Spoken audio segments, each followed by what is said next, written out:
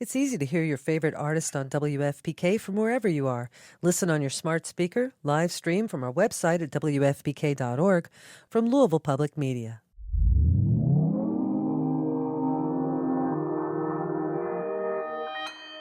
Consequence Podcast Network.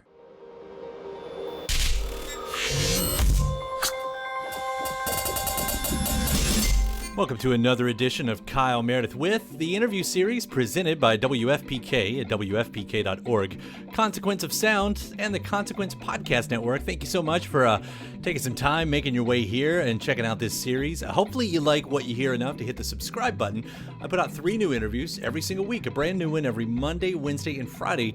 So if you want to keep up with your favorite artists, discover some new ones, know what's happening in the music world, you can subscribe at iTunes, Apple Podcasts, Spotify, Acast, Podchaser, YouTube for the video versions, or anywhere you get your podcasts from. 3 new interviews every week, a brand new one every Monday, Wednesday, and Friday. I'm Kyle Meredith. Today, I'm talking with one of the most legendary vocalists of all time and one of my favorite folks to listen to, Mary Clayton. She's got a new record. It's called Beautiful Scars. This is her first album in over 25 years. And I'm going to be talking with this legendary singer about why gospel music speaks so deeply to her and the message of perseverance, faith, and how her trust in God got her through after losing both of her legs in a car accident back in 2014. You might know Mary from the 20 Feet from Stardom documentary that came out just before that. One of the greatest documentaries that you definitely have to check it out if you've never seen it before. She's going to take us through some of her history that we did learn about in that documentary, but beyond that, like knowing Sam Cooke when she was young. She covers Sam on this new record. She even talks about hanging with Muhammad Ali while singing with Ray Charles, backing up Carole King on the Tapestry album. I mean, she has done it all. But more in the present tense, we will get a story of how Coldplay's Chris Martin came to write a song for her and her backing up Coldplay on the Kaleidoscope record as well. And we'll turn those clocks back to 1971. It was 50 years ago that she released her self-titled record, Mary Clayton. This found her covering songs like Leon Russell's A Song for You, which she updates on this new record. She did Southern Man, one of the greatest readings of that song ever. So I want to hear about, first off, that record, what it said back then, and what it still says today. So let's get into this. I am so honored to be talking with her. It's Kyle Meredith with Mary Clayton. Hi, Kyle. How are you? Well, first off, Beautiful Scars. I mean, I know it's been a long time since you've had a proper album out here. It's such a powerful statement that you made on this. It's beautiful, the music that you're doing. Thank you. Let's start from the beginning because, here you've got this. You could have done a lot of, types of music. You went for the gospel sound. And why exactly? What spoke to you? What pushed you in that direction? Well, when you've been through what I've been through, you're gonna call on the Lord, honey. It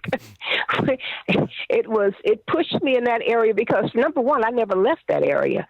I was always I came from gospel. That's what I know. That's what I've known since I was a little girl. The other things just came because that's what it was. But I've always been, singing. Everything that come out of my mouth is gospel because it's always the good news. That's a great line right there. I got to remember that one. But there is something about it. There's something like, I guess I was trying to do the comparison, and I'll just generically say pop music and everything, but there is something more powerful, and maybe it's the words, but it like, what is it? Because it feels like there's even more emotion when it comes from this type of music. We like to call it the spirit. It's the spirit of a thing. I remember when we were doing 20 Feet from Stardom, and Steve McQueen came to introduce us, the director from Amsterdam. He won the same year we won, the 12 Years a Slave. And he and I were sitting and we were talking, and before he introduced us, he said to the audience, he said, I want to introduce these ladies. He said, but Miss Mary and I were sitting and we were talking. He said, and I just realized it's not really not only what they bring to the table, but it's the spirit of what they bring. See, there's a spirit to everything that you do. It's up to you what you make it. But there's always been a spirit to everything that I've done. And we like to call it the Holy Spirit. There is a spirit to music. There's a spirit in the way you talk. There's a way that a spirit and how you navigate through life, And some people, I carry that spirit with me through everything that I do for some reason. It's part of my gift. Well, it comes off so powerful. And of course, we've known that, all throughout the years from the music. I mean, that spirit has always been there, in the rock songs and in everything. I mean, I can tell that. But right, and I'm glad about it. And apparently everybody that I worked with was glad about it, too. They kept calling me for the same spirit every time we worked together. Mary, can you give us some more of that? I said, well, yeah, okay.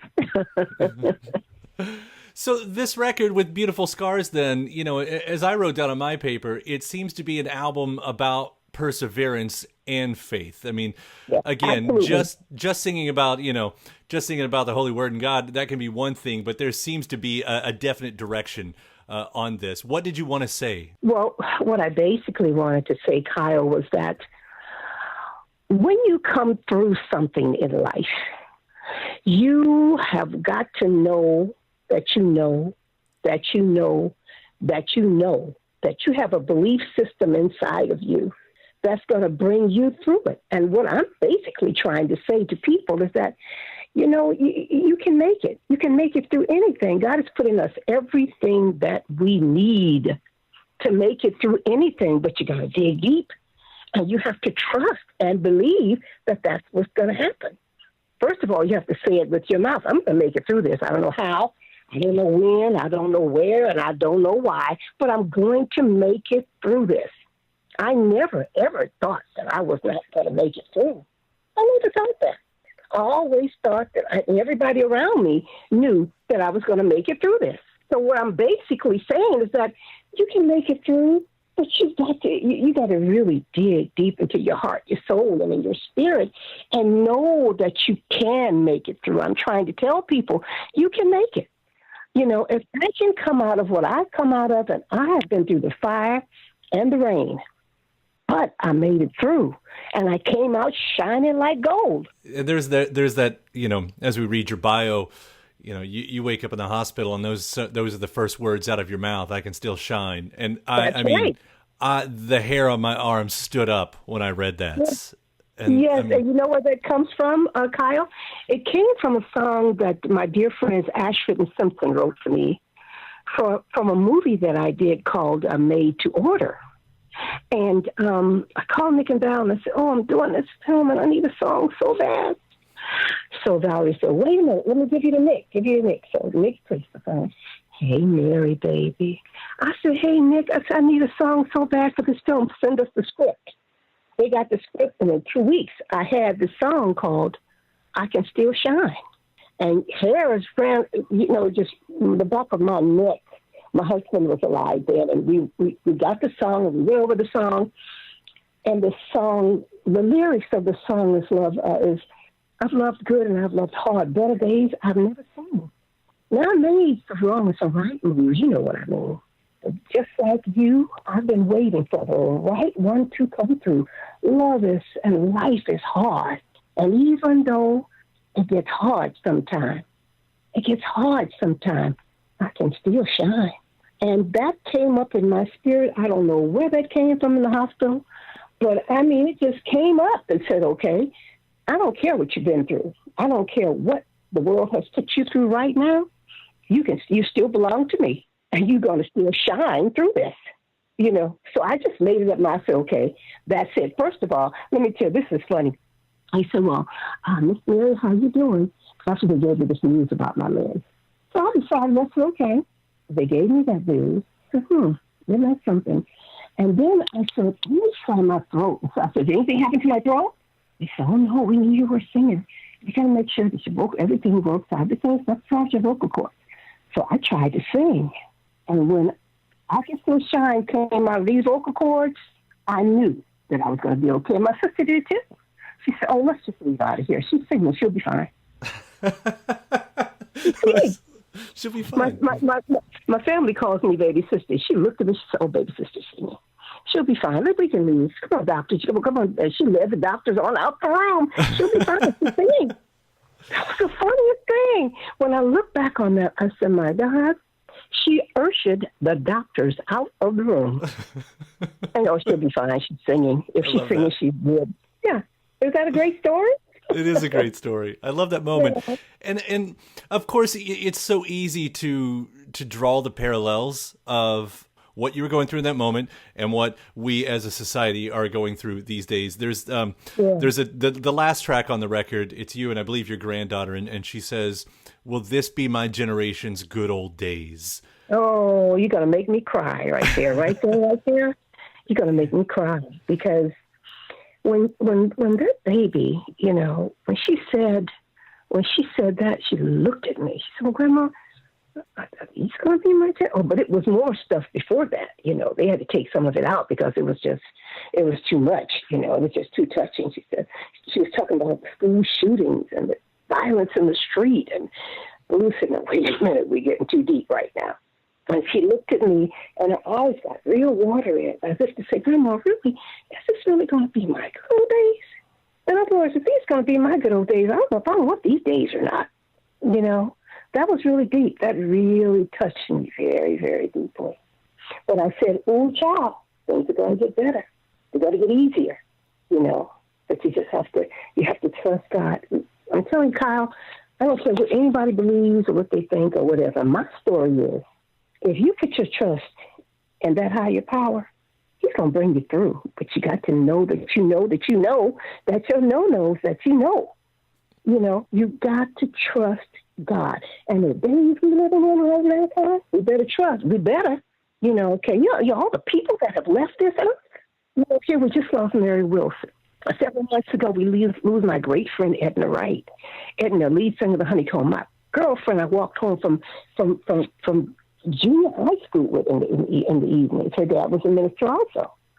And we lose Edna, we lose DJ Rogers, we lose all these great friends of mine. And, you know, people are going to have to really, they better call on somebody because we're in trouble down here, Kyle. We're in trouble. We're really in trouble. You know, that's why I know that we're going to make it through. It's going to take time. It's going to take a lot of effort. It's going to take a lot of belief. You know, it's going to take a lot of love. So we're going to make it through. We have to apply that every day. That's what I do every day. You know, I apply a little love on it. Honey, I put a little love on it, I'll be fine. Well, no, that's one of the most important messages right there. You know, put love in your heart. That was part of the medley also, was put a little love in your heart. What it is, it's just, you know, one powerful statement after the other, one big emotion after the other. You know, I'll bring up, you know, one of the first things that we hear off this record with Touch the Hem of His Garment, which stretches back to Sam Cooke, which is having, you know, another moment in the sun after his portrayal in that movie One Night in Miami. But yeah. But you did you know Sam Cooke? I had it in my head that I thought that I remembered a story that you did. Yeah, I knew him as a little girl because he used to come to our church. So many great people came through our church. Mahalia Jackson, I would sit next to her in church. You know, I'd find her. She was my dad's great friend, and I'd find her in the service, you know, and it was she and Linda Hopkins. I would nestle in between those. And I'd lay my head on Mahalia's shoulder, you know, in service. And some Sundays, we would always have guest singers, you know. And if the Soul Stirrers, which Sam Cooke was a part of, was in town, they'd come through and they'd sing. And that's where I knew Sam Cooke from. But I always thought he was so handsome, and boy, could he sing. Everybody that would come through, I'd try to copy off of whatever they sung. And I was little. I had to be 7, almost 8 years old or younger. But just to experience that, I mean, you know, obviously I'm a million miles away from ever having existed in the same time as he did. But, you know, to get that firsthand experience, what stood out about this song among the many that he put out there that made you want to sing this one? Well, I'm going to tell you something. We were sitting in the studio one night, and I knew that I wanted to do something that would, myself and one of the other producers, Terry Young, we wanted to do something that would touch Lou's heart. And so my Uncle Lou Adler. Mm-hmm. And I said, Uncle Lou, what's your favorite song? And he leaned back in his chair and said, oh, Mary, the hem of Sam's touched the hem of his garment. I said, ooh. I said, I know that song. said, you do? He said, well, what do you think? I said, well, I'd like to do that for you and dedicate it to you and Sam. Because, see, he and Sam were very close. Matter of fact, they lived together for a while in the 50s. Lou and Sam, they were very, very close. They were like brothers, you know. So we wanted to do something that would really make Lou happy. He says, well, Mary, did you know? I said, I knew him as a little girl, you know. I said, and I would always see him at church. But Sam Cooke was the man. So he said, well, what do you think, Terry? So we were just kind of sitting around, and we had a particular day where this was a date for all the singers, background singers. So everybody had left. We were sitting behind the board in the booth, and I said, you know what? We got the track. Why don't we just put it up and let's go out and sing it? And I went out and I sung that song, and it was almost like I embodied Sam Cooke. Lou said, you know, it was like you just took Sam right on. He said, we don't need to do another take. He said, that was perfect. I said, what? He said, no. He said, it was like I was listening to Sam out there when you were singing that song there. I said, I don't know. I said, I just felt his spirit all over me. And I went out and did that song. Here we go again. The infamous Mary Clayton does it in 3 takes, you know, and it was done. Yeah. I surprised myself, but it was so touched. It just really touched my heart, you know, when I did that song. And to be able to do it for Sam and for Lou, that really made us happy. And we were just carrying on and saying, oh, my God, we love it. You don't need to do it. You don't need to do it again. It sounds wonderful. I said, well, let me just do it. Oh, no, please, no, you don't need to do that one. That was a performance right there. That was it. So that's how Sam Cooke, that's how Him as a Garment came about. I do got to ask, have you seen the portrayal in One Night in Miami that Leslie Odom Jr. does of him? Yes. I think he's wonderful. He did a fabulous job. That movie is really incredible. Yeah, it really is great. I got to talk with Leslie, I guess, just before that got released. And so, you know, just hearing his, I don't know, just, of course he was nervous, you know, at that point and everything. But, yeah. But as we all are before a project comes out. You know, I was telling someone, I was in an interview, I think it was last week or week before, and they were saying to me, Clayton, are you excited? I said, I am a nervous wreck. They said, you are nervous? I said, honey, listen, if you're not nervous about this, I always get nervous before I even go on the sing or before I get ready to go out and record. I have butterflies in my stomach. And I was always taught that if you don't have butterflies in your stomach, you're thinking of yourself higher than you are. Right. You need to go back. You need to go back and redo that. You need to get your soul together. You know. So when I saw that Sam and Muhammad Ali, who I met when I was with Ray, and he just took over a room, and we just kind of sat around him on big pillows on the floor in one of the rooms where we were playing that. I think we were playing McCormick's Place or somewhere like that. And I thought about that when the movie came out. I said, wow, this was incredible. Then when I watched the movie, I said, oh, my God, this is really, really something. Leslie was wonderful. She was really wonderful in this film. Well, it's a big thing around here. I'm in Louisville, so, you know, home of Muhammad and oh, yeah, Final Resting yeah, Place. Yeah. Yeah. Well, I'll bring it back around to that song, too, because the arrangement is what struck me first, you know, as I was listening to it, because after a time or two listening to it, it hit me that, wait a second, other than the sax that comes through that, it was all human sounds, and that's not, the case for everything on the record, but it was for that one. And I did wonder about the arrangements because, you know, that's so specific and done so well.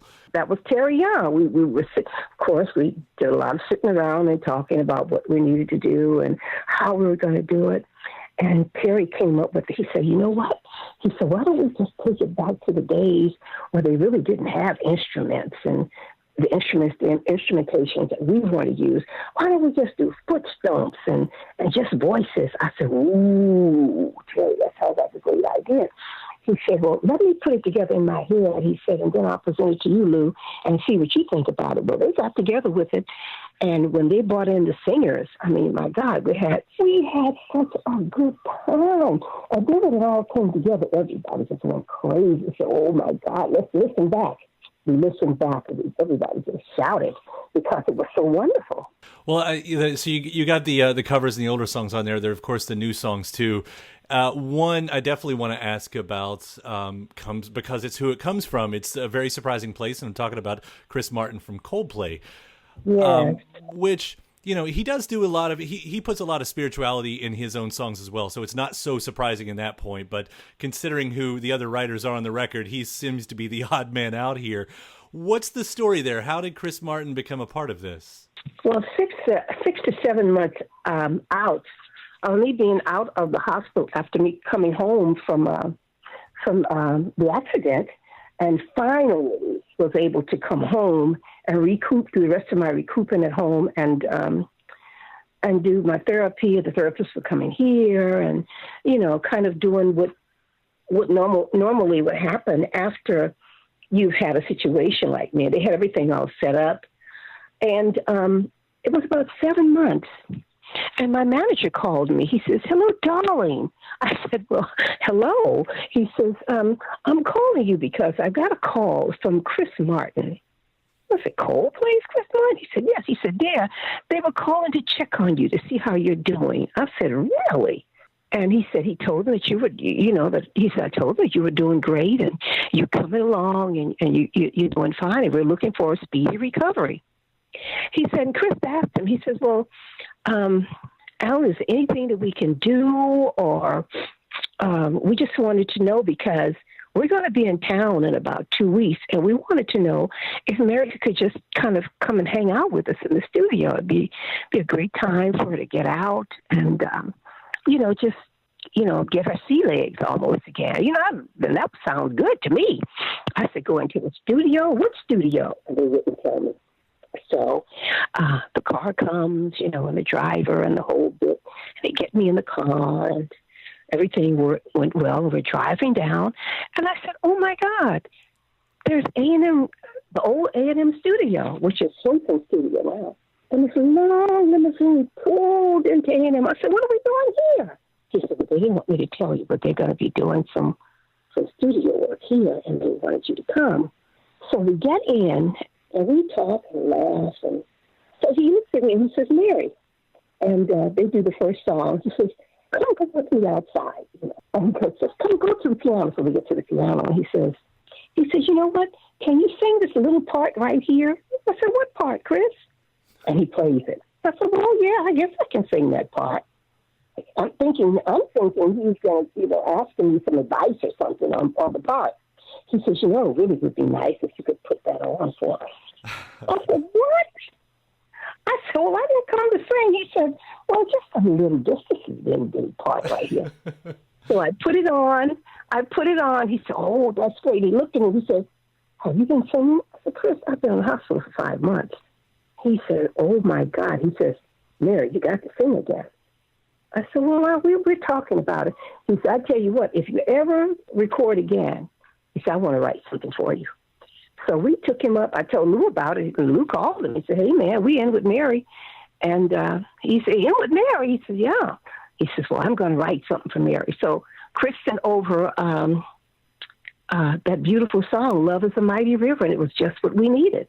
It's so interesting, as you talk about that, because when Chris says, when you say that Chris says, that it's just a little part, and I think, how many moments have you had these little parts that become these gigantic moments in all of these songs? I mean, Chris, I'm thinking about like Cornflake Girl and all of those moments right there. It was always a little part, just like a Tapestry way over yonder. Right. I'm going out to dinner, and I stopped by the studio to get a credit card from my husband. He and Carole and Lou are in the studio, and Carole is waving me in. I said, "Well, what are you waving me in for?"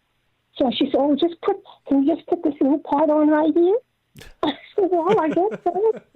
And so, as a result, it was way over yonder, the duet that we did on Tapestry.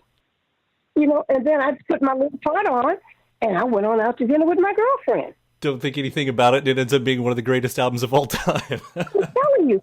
But see, the thing was with Chris, and before we knew it, 3 months later, it was the #1 album all over the world. It was a kaleidoscope. But it was fun. We had a great time. We had a nice prayer with all of had a great prayer with the guys and sort of blessed the project, that they were working on. And I'm going to bless your project. I'm not going to sing on anything, but I'm not going to, if I can't bless it, then I can't sing on it. That's just who I am. Well, it's you brought up your husband a couple times, and he sort of makes an appearance here too. We should point out your late husband's on here because you re-recorded Leon Russell's "A Song for You," a song that was back on that was a self-titled record originally back in '71. And I'll let you tell the story, but you've given him a solo on the record, right? Well, he always had a solo on the record from the Mary Clayton album. He did the saxophone solo. And when we were doing it, Lou was very mysterious about what was going on with that solo. First, it was going to be a guitar.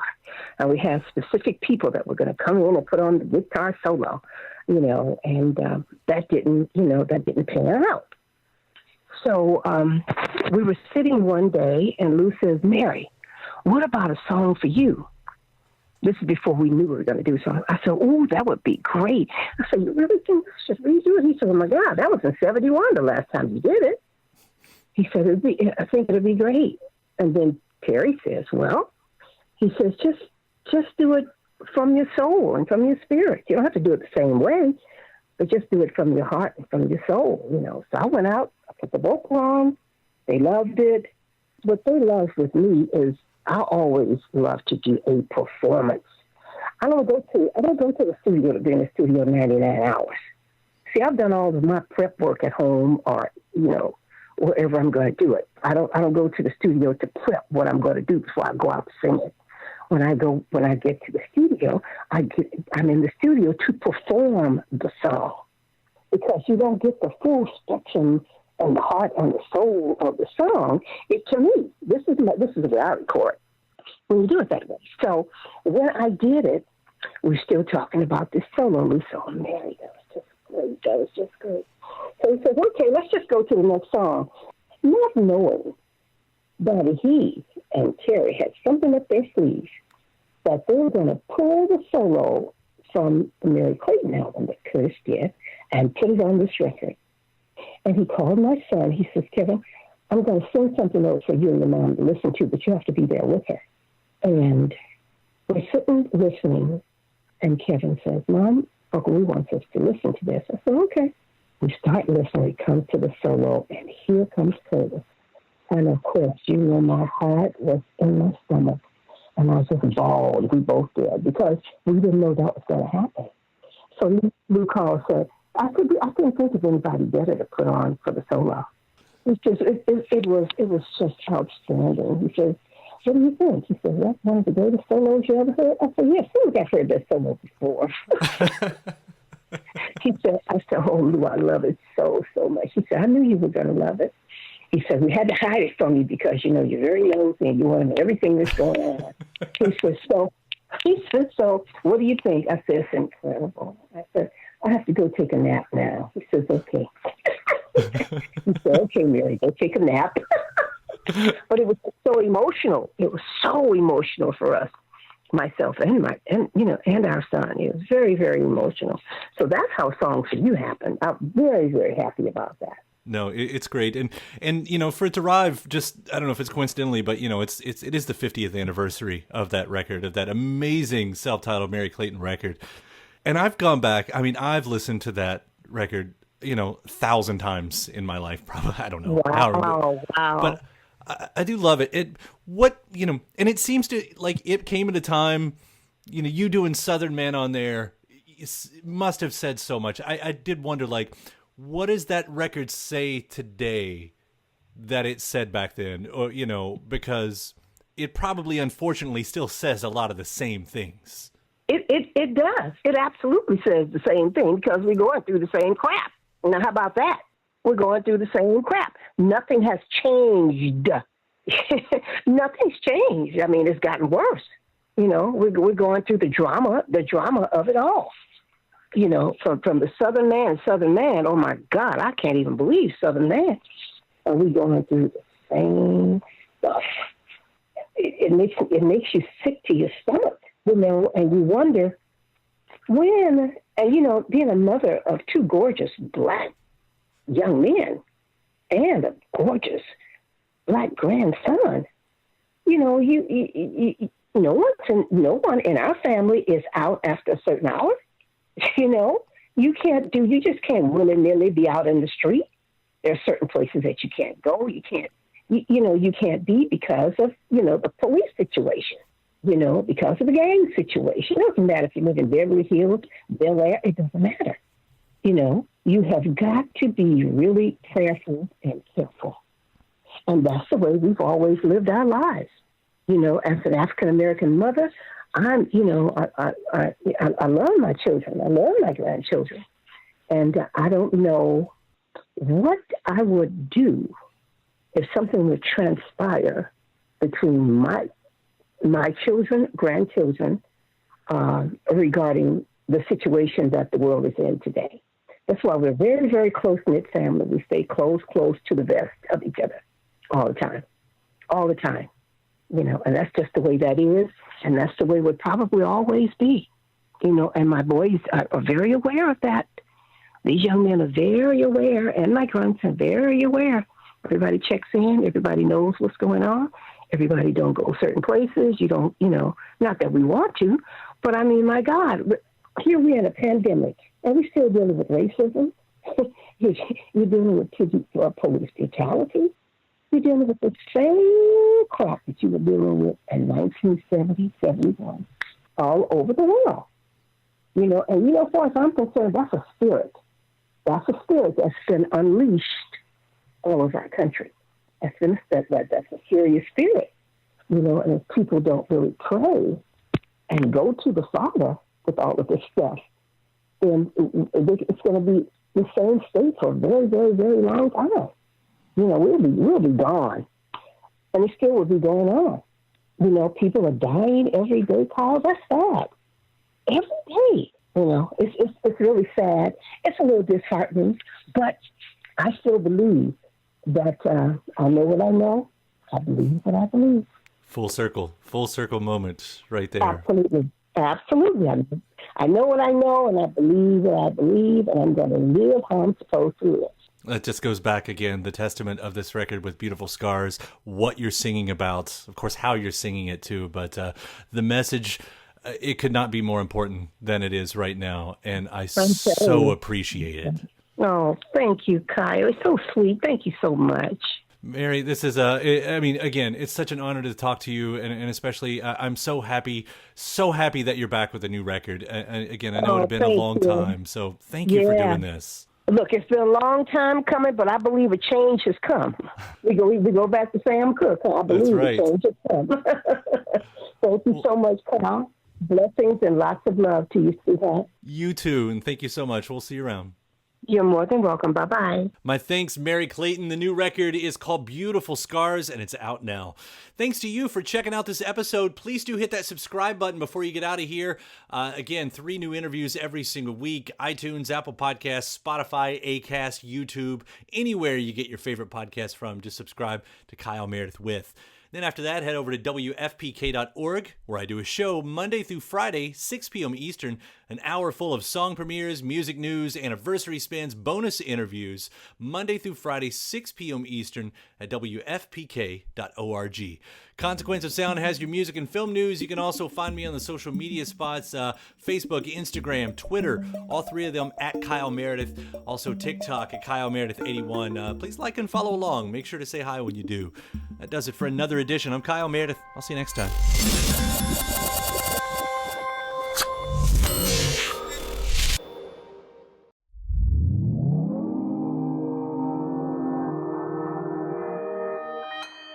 Consequence Podcast Network. This has really been a trip. We're all out of whack. Do you read Stephen King? Good news. There's a club for you. The Losers Club. Every Friday, us losers journey through the never-ending wastelands of King's Dominion. We sink our teeth into each of King's novels, dive deep into the lore, and review every adaptation. Even better, we're always having guests over. Thomas Jane, Will Wheaton, Mary Lambert, Mick Garris, the list goes on. So what are you waiting for? Join us as we read on through long days and pleasant nights. It's easy to hear your favorite artist on WFPK from wherever you are. Listen on your smart speaker, live stream from our website at WFPK.org, from Louisville Public Media.